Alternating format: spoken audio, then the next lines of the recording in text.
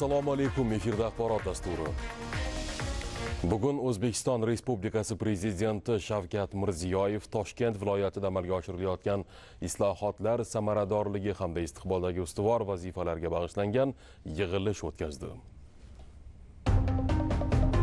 Hududlarni izchil rivojlantirish, barqaror o'sish va raqobatbardoshlikka intilayotgan har qanday davlat uchun strategik yondashuvdir. Zero mamlakatning real iqtisodiyoti aynan hududlarda shakllanadi. Ish o'rinlari yaratiladi, sanoat va qishloq xo'jaligi rivojlanadi. Infratuzilmaning asosiy tayanch tizimi barpo etiladi. Bundan tashqari mazkur yondashuv hududlar o'rtasidagi iqtisodiy va ijtimoiy tafovutlarni bartaraf etishga xizmat qiladi. Joylardagi mavjud salohiyat va raqobat afzalliklarini samarali namoyon etadi. Investitsiya oqimini faollashtiradi. Eng muhimi, olis hududlarda ham aholi farovonligi va hayot sifatini sezilarli darajada oshiradi.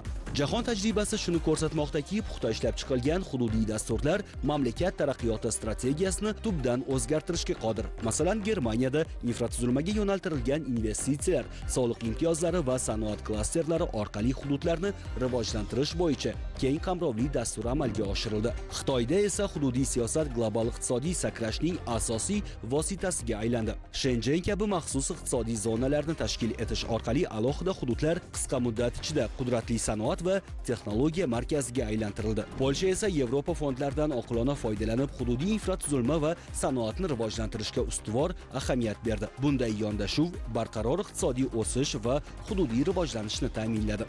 Bugungi kunda mamlakatimizda ham hududlarni har tomonlama kompleks rivojlantirishga alohida e'tibor qaratilmoqda. Misol uchun, Toshkent viloyati ulkan va boy resursga ega mazkur viloyatning mavjud salohiyatidan uzoq vaqt foydalanilmadi. Bundan 9 yil avval viloyatda qator tizimli muammolar bor edi. Iqtisodiyotda diversifikatsiyaning pastligi, ayrim tarmoqlarga yuqori darajada bog'liqlik, ishlab chiqarish quvvatlarining yetishmasligi, investitsiyalarning sustligi kuzatilardi. Agrar sohada eskirgan usullar, yer va suv resurslaridan samarasiz foydalanish muammolari, ijtimoiy sohada esa barqaror ish o'rinlarining yo'qligi, mehnatga layoqatli aholining migratsiyasi, zamonaviy ta'lim va tibbiyot xizmatlaridan foydalanish imkoniyatlarining cheklanganligi kuzatilardi. Transport logistika infratuzilmasi ham talab darajasidan orqada edi. Eskirgan yo'llar, zamonaviy logistika markazlarining yo'qligi iqtisodiy faollikni cheklab qo'ygandi. Bunday sharoitda esa muammolarni qisman emas, balki tizimli va tubdan hal etish talab etilardi. Va aynan shunday yondashuv amalda ta'minlandi. So'nggi yillarda hududda global iqtisodiy va ijtimoiy tendensiyalar bilan uyg'unlashgan holda kompleks transformatsiya bosqichma-bosqich amalga oshirildi. Yangi sanoat zonalari, texnoparklar barpo etildi. Sanoatda klaster modeli rivojlantirilib, yirik xorijiy investitsiyalar faol jalb qilinyapti. Qishloq xo'jaligi tarmog'i ham modernizatsiya qilindi. Xususan, sohaga zamonaviy agrotexnologiyalar joriy etildi. Ekish usullari optimallashtirilib, qayta ishlash tarmoqlari rivojlantirilmoqda. Infratuzilma borasida yirik loyihalar hayotga tatbiq etildi. Avtomobil va temir yo'llar rekonstruksiya qilinib, zamonaviy logistika markazlari yaratildi. Energetika bazasi mustahkamlandi. Ijtimoiy sohada ham salmoqli o'zgarishlar yuz berdi. Yangi maktablar va tibbiyot muassasalari barpo etildi. Uy-joy qurilishi kengaydi, shahar muhiti yaxshilandi. Turizm sohasi izchil rivojlandi. Bu jarayonda esa davlatimiz rahbari Shavkat Mirziyoyevning Toshkent viloyatiga muntazam tashriflari, aholi va tadbirkorlar bilan ochiq muloqoti orqali muammolarni tezkor aniqlash va hal etishga, shuningdek, natijaga yo'naltirilgan yangi boshqaruv madaniyatini shakllantirishga erishildi. Viloyatning barcha tuman va shaharlarda yangi o'sish nuqtalari belgilab olinib, investitsiya loyihalari ishga tushirildi va qabul qilinayotgan qarorlar qisqa muddatda amaliy natijaga aylandi. Shu orqali bugungi kunda Toshkent viloyati milliy iqtisodiyotning asosiy drayverlaridan biriga aylanib bormoqda. Sanoatning jadal o'sishi, qishloq xo'jaligida samaradorlikning ortishi va ijtimoiy sohadagi yangilanishlar o'zaro uyg'un tarzda namoyon bo'lmoqda. Bu esa izchil va puxta o'ylangan hududiy siyosat nafaqat mavjud muammolarni hal etish, balki barqaror, inklyuziv va kelajakka yo'naltirilgan yangi taraqqiyot modelini shakllantirishga qaratilganining yorqin namunasidir. Va bu borada amalga oshirilayotgan har bir islohot davlatimiz rahbarining alohida nazoratida. Shu bois ham hududni rivojlantirishning dolzarb masalalari muntazam ravishda taqdimot va yig'ilishlarda muhokama qilib kelinmoqda. Bu gal ham viloyatni har tomonlama rivojlantirishga qaratilgan yig'ilishga puxta va har tomonlama tayyorgarlik ko'rildi. Hozirgi kunda Toshkent viloyatini ijtimoiy iqtisodiy rivojlantirish, umuman Toshkent viloyatidagi islohotlarni jadallashtirish borasida Prezidentimizning alohida qaror loyihasi tayyorlandi. ushbu qaror loyihasi bilan qishloq xo'jaligi sohasiga ham alohida e'tibor qaratilgan va bu yo'nalishda bir qator yangi tashabbuslar, yangi loyihalar ilgari surilmoqda. Birinchi navbatda bu qishloq xo'jaligini diversifikatsiya qilish. Mana agarda viloyatda ko'radigan bo'lsak, 54 ming gektar maydonda paxta yetishtirish bilan bog'liq bo'lgan tadbirlar rejalashtirilgan bo'lsa, 100 ming gektar maydonda g'alla yetishtirish bo'yicha rejalar olingan. Va shu bilan bir qatorda viloyatda aholini ish bilan ta'minlash, umuman eksport salohiyatini oshirish bo'yicha qishloq xo'jaligi sohasida imkoniyatlar katta. Mazkur imkoniyatlardan kelib chiqib turib, birinchi navbatda muhtaram prezidentimiz tomonidan tasdiqlab berilgan juda katta bir tashabbus bu agrostarlar mana shu qishloq xo'jaligi sohasidagi yirik loyihalarni amalga oshirib, tayyor holda uni tashabbuskorlarga imkoniyat tariqasida bir tashkil qilib berish bilan bog'liq bo'lgan loyihalar amalga oshiriladi. Yangiyo'l tumanida yirik agro majmuani tashkil qilish. Bunda qishloq xo'jaligi mahsulotlarini qayta ishlash, umuman muzlatgich omborxonalar tashkil qilish, qishloq xo'jaligi mahsulotlarini eksportga yo'naltirish bilan bog'liq bo'lgan yirik bir agro majmuani faoliyati yo'lga qo'yish. Yana xuddi shunday loyihalardan biri bu Bo'stonliq tumanida drive yo'nalishlardan biri bo'lgan bu yo'zavor mevalar yetishtirish. Bo'stonliq tumanida 50 gektar maydonda marina plantatsiyalarini tashkil qilish orqali aholini ish bilan ta'minlash va bu mahsulot orqali umuman olganda ichki bozorni va tashqi bozorga bo'lgan eksport imkoniyatlarini oshirish. Toshkent viloyatidagi yana bir drive yo'nalishlaridan biri bu chorvachilik, parrandachilik va baliqchilik yo'nalishlari.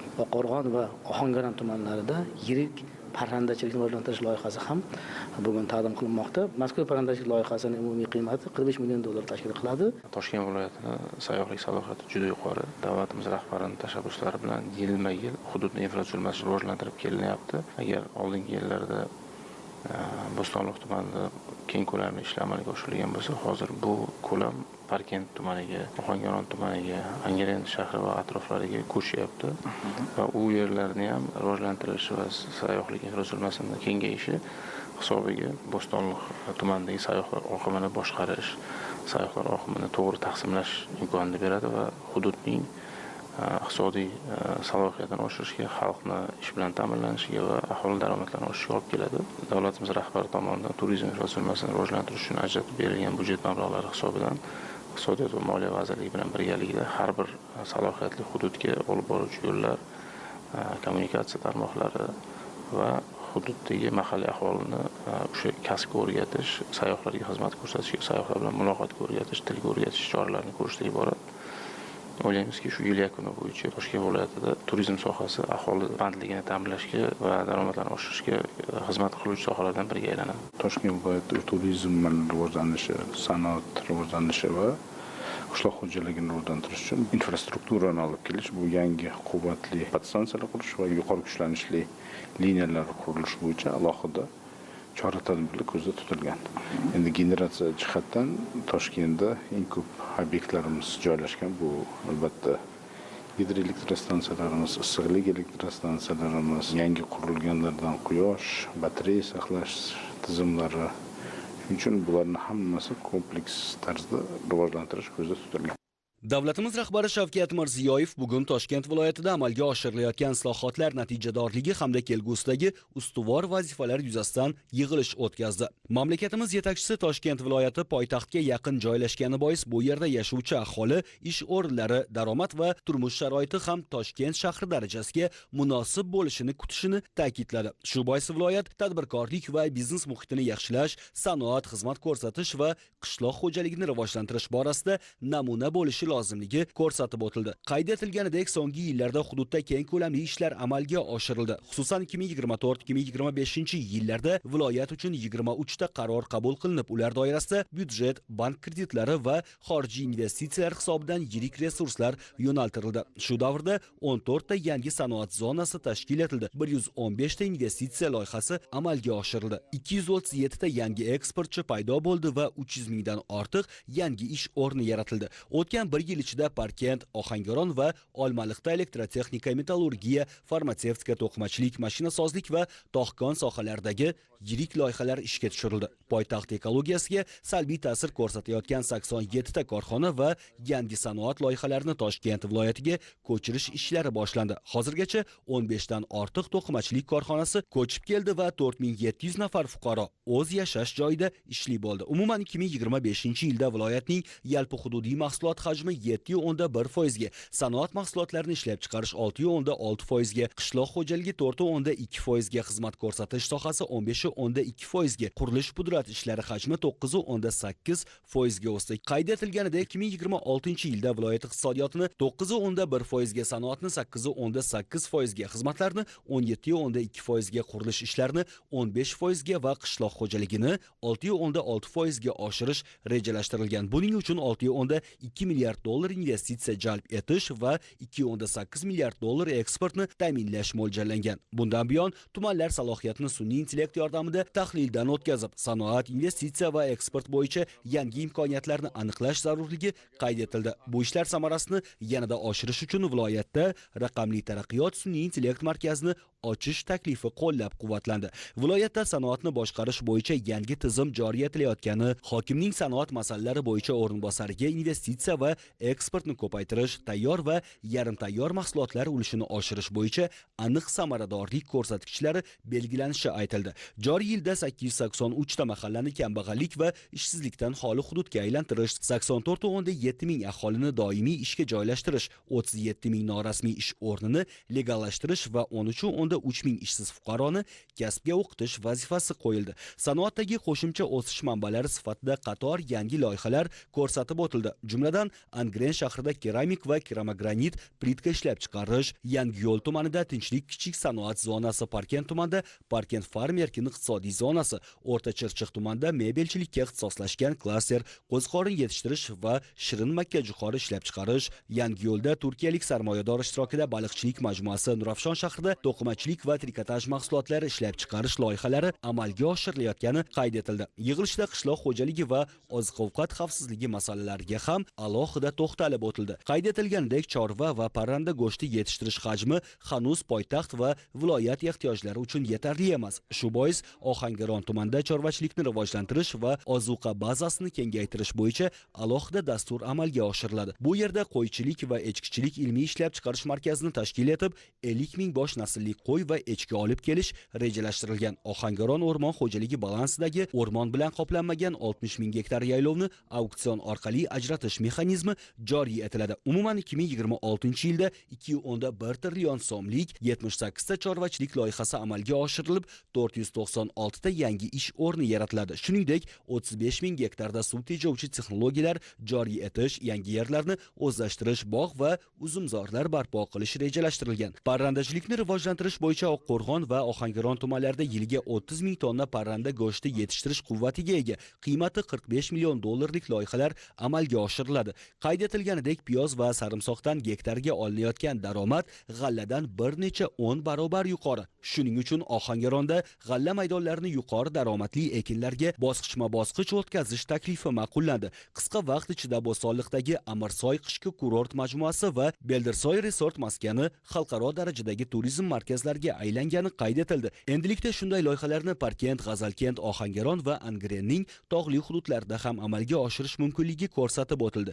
Masalan, Parkentda Oltinbel cho'qqisi va unga tutash hududda mehmonxona, shale uslubidagi uylar, dam olish va ko'ngilochar majmualarni o'z ichiga olgan tog' chang'i kurort majmuasi, Ohangaron tumanida esa Moviy tog'lar dam olish oromgohi negizida zamonaviy turizm majmuasi tashkil etiladi. Shuningdek, Angren shahrining Lashkarak va Yangiobod hududlarida turizm qishloqlari, Bekobod tumanida ekologik va ov turizmi, Parkent tumanida Kumushkon turizm majmuasi hamda Parkent soyda oilaviy dam olish maskanlari va mehmon uylarini tashkil etish rejalashtirilgan. Joylashtirish vositalari quvvatini 35,5 ming o'ringa yetkazish ko'zda tutilgan. Bu ishlar hisobidan viloyatda turizm eksportini 600 million dollarga, xorijiy va mahalliy sayyohlar sonini 16,5 millionga yetkazish vazifasi qo'yildi.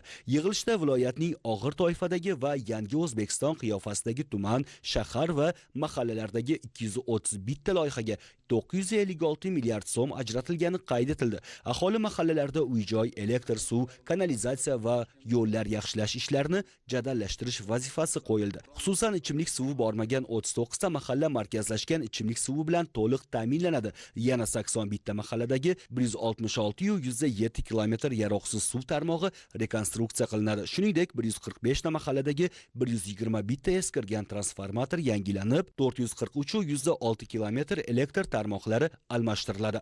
Yig'ilishda yirik ijtimoiy va innovatsion loyihalar ham ko'rib chiqildi. Jumladan, Yuqori Chirchiq tumanida 400 gektar maydonda qiymati 5 milliard dollar bo'lgan Toshkent Medical Smart City xalqaro innovatsion tibbiyot shaharchasini barpo etish rejasi muhokama qilindi. Shu bilan birga Nurafshon shahrida 35,4 million dollarlik kelajak texnologiyalari markazini tashkil etish, 100 dan ortiq xorijiy IT kompaniyani jalb qilish va xizmatlar eksportini yiliga 20 million dollarga yetkazish, 670 o'rinli ko'p tarmoqli tibbiyot klasteri, ijtimoiy muassasalar markazi, viloyat davlat arxivi binosi kabi loyihalar ko'rib chiqildi. Bundan tashqari, aholi murojaatlari bilan ishlash, jamoat xavfsizligini ta'minlash, yashil iqtisodiyot va yoshlarga oid siyosat borasida olib borilayotgan ishlar va kelgusi rejalar ko'rib chiqildi.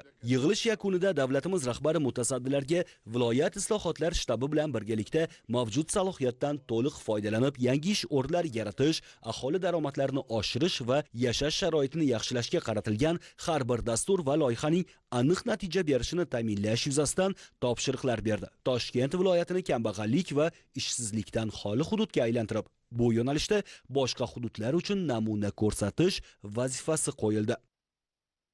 Bugun viloyatda biz yalpi hududiy mahsulotni 9,1% ga oshirishimiz kerak. Sanoatda 9% ga oshirishimiz kerak. Bozor xizmatlarida 17,2%, qurilishlarida 15% va qishloq xo'jaligida 6,6%. Bu raqamlar shundaki havo emas, tagida asoslangan hisob-kitoblar bor raqamlar bilan bugun hisobot berdik. Mana shularni amalga oshirishda bir qator muammolarimiz bor. Misol uchun, bugungi iste'moldan tashqari 27% qo'shimcha energiyaga talab paydo bo'lyapti. 286 ta sanoat korxonasini ochilishi, 2000 dan ziyod tadbirkorlik subyektlarini ishga tushishi, aholi sonining ko'payishi, bir yilda 15 mingta ko'p qavatli uylarni qurilishi hammasi energetikani 27% ga iste'molda oshirib beryapti. 8 ta manbadan iborat bo'lgan dasturimizni bugun taqdimot qildik. Bugun viloyat tarixida birinchi marotaba 6,2 milliard dollar to'g'ridan to'g'ri xorijiy investitsiyani jalb qilishni majburiyatini oldik. 2,6 milliard dollar eksport qilish majburiyatini oldik. Undan tashqari Nurafshon shahrini kelgusini rivojlantirish maqsadida, demak, yangi tibbiyot klasterini barpo etish, uni yonida tibbiyot akademiyasining filialini barpo etish, ikkalasi uyg'unlashgan holda dual ta'limni joriy qilishga asos bo'ladi. Bugun 84 ta mahallamizda ichimlik suvi va kanalizatsiya tarmoqlari 78-yildan 90-yilgacha qurilgan. Ular bugun yaroqsiz ahvolda. Ularni masalasini qo'ydik. 80 dan ziyod mahallamiz bugun har biriga 5 milliarddan mablag' bir rivojlanish dasturiga kiritildi. Hamma hisobga olgan holda bugun tumanlardagi mavjud muammolarni yechishni o'ziga bu investitsiya dasturi ijtimoiy obyektlardan tashqari 1,5 trillionga yaqin mablag' davlat tomonidan ajratilyapti. 540 mingta ish o'rni yaratish hisobiga ishsizlikdan xoli hududga aylantirish. Bizda bugun 64 ming ishsiz bor. Demak, bularni hammasini qilish uchun Toshkent viloyati bugun respublikada lider hudud sifatida sanoatlashgan, tadbirkorlik rivojlangan va eng asosiysi kambag'allikdan va ishsizlikdan xoli hudud sifatida 2026 yakunda ko'rsatib beradi degan majburiyatni bugun zimmamizga oldik. Bugungi bo'lib o'tgan taqdimot jarayonida davlatimiz rahbari Toshkent viloyat hokimligi va islohotlar shtabi tomonidan tayyorlangan barcha takliflar, aynan turizm sohasidagilar ham qo'llab-quvvatlandi.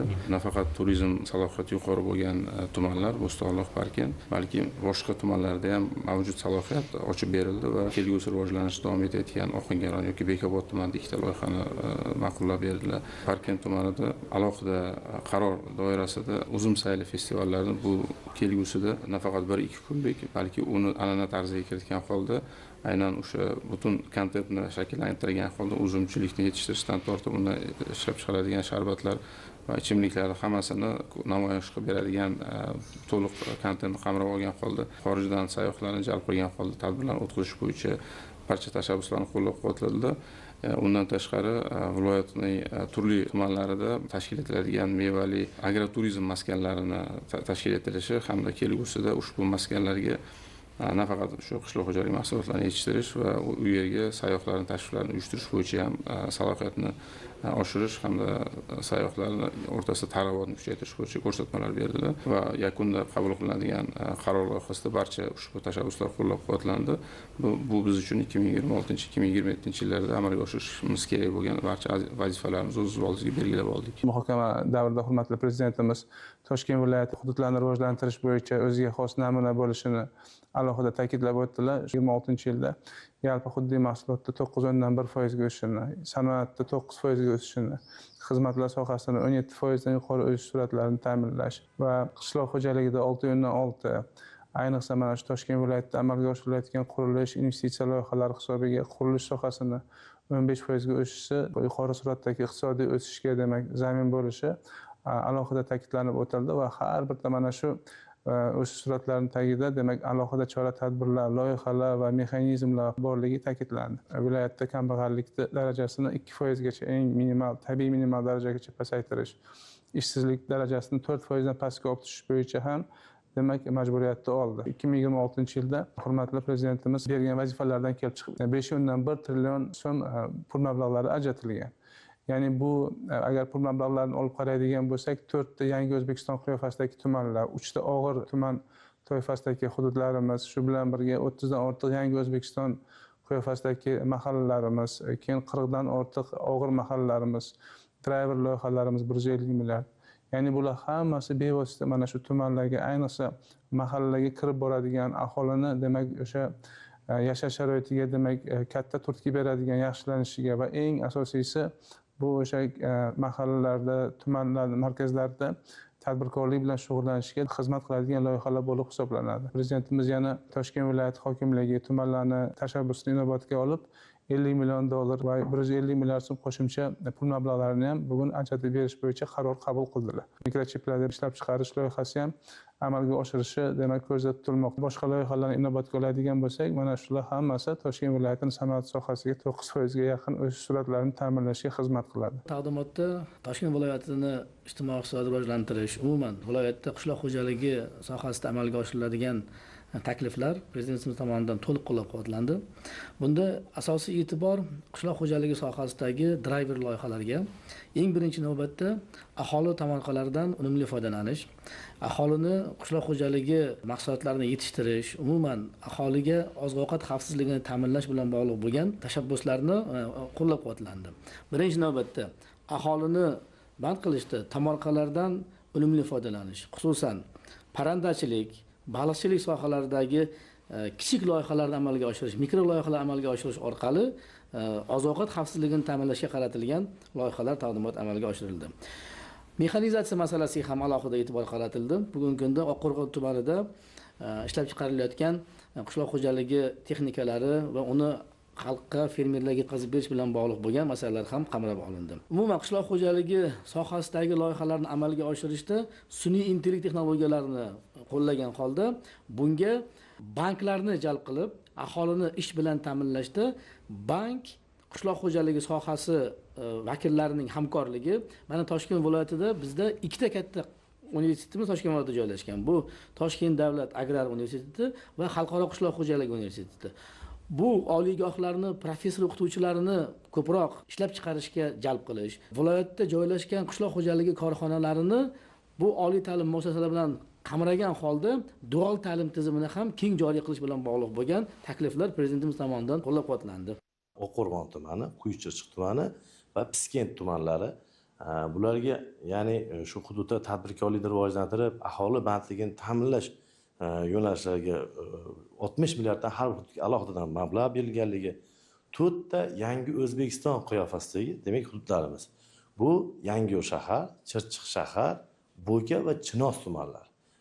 Bularga alohida 100 milliarddan alohida mablag' ajratilayotgani, 30 ta yangi O'zbekiston qiyofasidagi mahalla. Bularga alohidadan 5 milliarddan mablag' ajratilayotgani, kambag'allikdan va ishsizlikdan xoli hududga aylantirishga juda katta moliyaviy manbalari va imkoniyatlar yaratildi. 883 ta mahallada barcha imkoniyatlarimizni, ya'ni resurslarimizni, moliyaviy manbalarimizni, u yerdagi tadbirkorlarimiz, ya'ni lider tadbirkorlarimiz va shakllanib qolgan odamlarimizni ko'nikmalaridan kelib chiqib hisob-kitob qilganimizda 809 tasida kambag'allikdan, ishsizlikdan xoli hududga aylantirish imkoniyatimiz borligi aniqlandi. Bugungi qo'shimcha imkoniyatlar, qo'shimcha yana infratuzilmani yaxshilash bo'yicha belgilangan mablag'lardan kelib chiqib, biz 883 tani bemalol yil yakuniga qadar, demak, kambag'allikdan, ishsizlikdan xoli hududga aylantirish imkoniyatimiz yaratildi. Har bir mahallada banklar bilan birgalikda loyihalar fabrikasini ishga tushirib, namunali hududga aylantirish bo'yicha ishlar tashkil etamiz. Toshkent viloyatida turizm yo'nalishini driver sohalaridan biriga aylantirish bo'yicha topshiriq berildi. Ya'ni 2026 yil yakuniga qadar 2,5 million nafarga yetkazish, turizm xizmatlari eksportini 600 million dollarga yetkazish bo'yicha topshiriq berildi. Taqdimot mobaynida 61 ta turizm yo'nalishidagi loyihalar amalga oshirilish natijasida 443 million dollar investitsiya o'zlashtirilishi va 1915 ta yangi ish o'rinlari yaratilishi bo'yicha mahalliy turistlar sonini esa 14 million nafarga yetkazish bo'yicha majburiyat olindi. Bekobod tumanini misol qiladigan bo'lsak, demak, ikkita yirik loyiha eko va ov turizmi va sog'lomlashtirish markazi tashkil etiladi.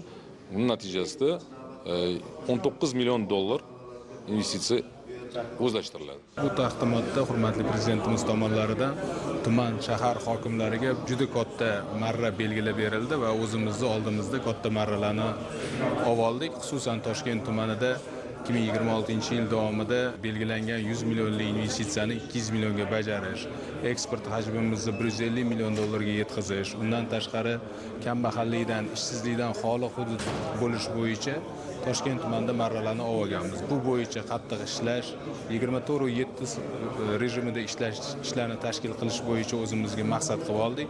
Undan tashqari shu og'ir mahallalarimiz, yangi O'zbekiston qiyofasidagi mahallalarimiz, driver loyihalarimizni ishga tushirish orqali tumanda jami 38 mingta ish o'rinlarini yaratishga o'zimizga maqsad qilib oldik. Qaror bilan bizga taqdim qilinganligi bu ishlarda juda ham katta yordam bo'ladi. Albatta buni biza xalqimizga, mahallamizga, ko'chalarimizga, nuroniylarimizga, ko'cha boshlarimizga yetkazib, hamma birlashib ish tashkil qilishga kelishib oldik.